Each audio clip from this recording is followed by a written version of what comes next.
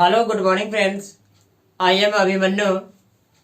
Right now, I work in the GSC IAS Institute. Today, I am on talk about the. Today, I cover the topic successful for UPSC. आप जानते हैं कि UPSC में सफल होना या किसी भी इंस्टीट्यूट का करवाना ये कोई साधारण बात नहीं है। हाँ, इंस्टीट्यूट आपका रोल निभाएगा, गाइडेंस, डायरेक्शन, प्रैक्टिस, बशर्ते आप ही सब करेंगे। और ये सफलता कोई बाहर से नहीं आता है, ये आपके अंदर में ही है और आपको उस अंदर को सफलता को पहचानना पड़ेगा। आप अगर जब तक नहीं पहचानेंगे तब तक आप कहीं भी सफल नहीं हो पाएंगे।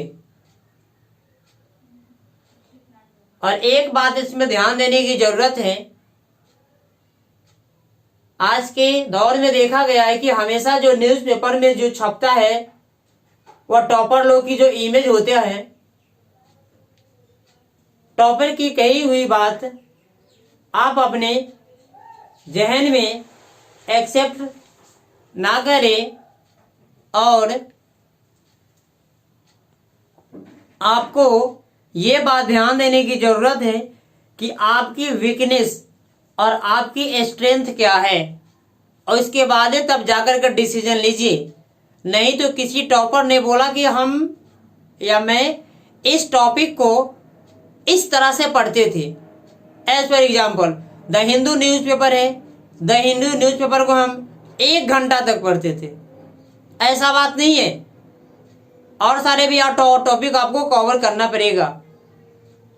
इस सभी टॉपिक को कवर करने के लिए आपको फास्ट भी होना चाहिए और क्लियरिटी भी होना चाहिए। आपको आगे बात कर रहे हैं, इसमें पहला नंबर बात है कि आपको जुनून भी तो बरकरार होना चाहिए। नहीं तो हर यूपीएससी का जो एस्पिरेशन जो होता है, या उसको स्टूडेंट बोलो या उसको कैंडिडेट बोलो, कोई बात नहीं, जैसी आपकी समझ में आवे वैसा आप समझ सकते हैं।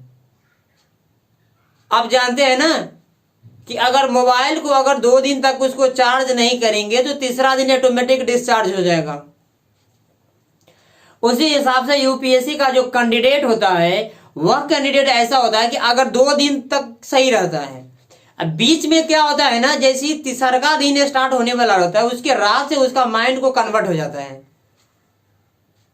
या तो किसी को याद में कंप्लीट विघटन हो जाता है, या नहीं तो वह किसी दूसरे अपने आप में दुनिया में घूमने लगता है। जैसे अगर तीसरा दिन खत्म हो जाता है तो फिर जब चौथा दिन अब आता है तो उसमें पता चलता है कि मुझे तीसरा दिन का कंप्लीट टारगेट छूट गया है। ऐसा ये काम अक्सर यूपीएससी स्टूडेंट के साथ में होता है, क्योंकि पावर तो है लेकिन पावर आपको सही इस्तेमाल नहीं कर पाते हैं। जैसे में किसी कैंडिडेट ने बोला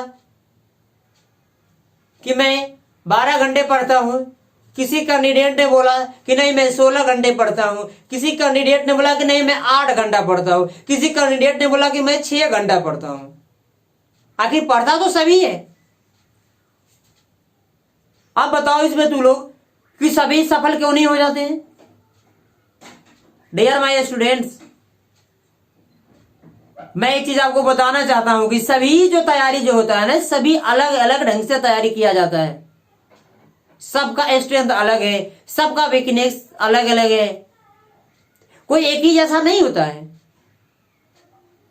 और आपको एक चीज ध्यान करनी चाहिए कि आपके कमजोरी और स्ट्रेंथ किस लेवल में सबसे ज्यादा हाई है। आज तक के कोई भी हर क्षेत्र में परिपूर्ण नहीं हुआ है, तो आप कहां से हो पाएंगे? और दूसरी बड़ी बात है इसमें कि फर्स्ट दिन आप पूरे एनर्जेटिक रहिए, सेकेंड दिन भी पूरे एनर्जेटिक रहिए, और नेगेटिव लोगों से हमेशा आप सावधान रहिए। अगर कोई व्यक्ति आपको कहता है कि तुमको कुछ नहीं आता है, तुम कैसे आईएएस ऑफिसर बन पाओगे, तो आप इसका मतलब एक ही समझेंगे कि वह जो व्यक्ति है उसका एबिलिटी है आईएएस ऑफिसर लाइक नहीं, इसीलिए आपको बोलता है कि आप नहीं बन पाएंगे। आप तो ऑलरेडी बन जाएंगे, लेकिन आपको जो कहने वाला है, जो आपको आलोचना करने वाला है, वह व्यक्ति कभी भी नहीं कुछ कर पाएगा और जहां है वहीं रहेगा। और हो सकता है तो मौका मिलेगा आपको, आप अब जब देखेंगे जहां पहले था वहां उससे वह नीचे चला गया है, और आप जहां थे और उससे आगे आप बहुत दूर उससे निकल चुके हैं।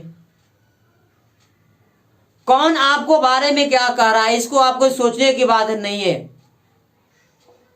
एक चीज आपको मैं बता देता हूं, जब हमारा देश गुलाम था, भारत ब्रिटिश का शासन था इस पर, तो अगर कोई भी ब्रिटिश का शासन चलता था रोड पे, तो सारा जनता वहां पे रुक जाता था। लग रहा कि कोई शेर आ रहा है, इसमें इस रूट से गुजरने वाला है, तो आप भी एक शेर है। अगर कोई कहे कि नहीं कर पाओगे तो तुम उसको जवाब मत दो, तो आप बोलो कि हाँ समय बताएगा। उसके बाद आप अपने तैयारी में लगे रहिए और एक दिन आपको अवश्य सफल बनाएगा। Thank you.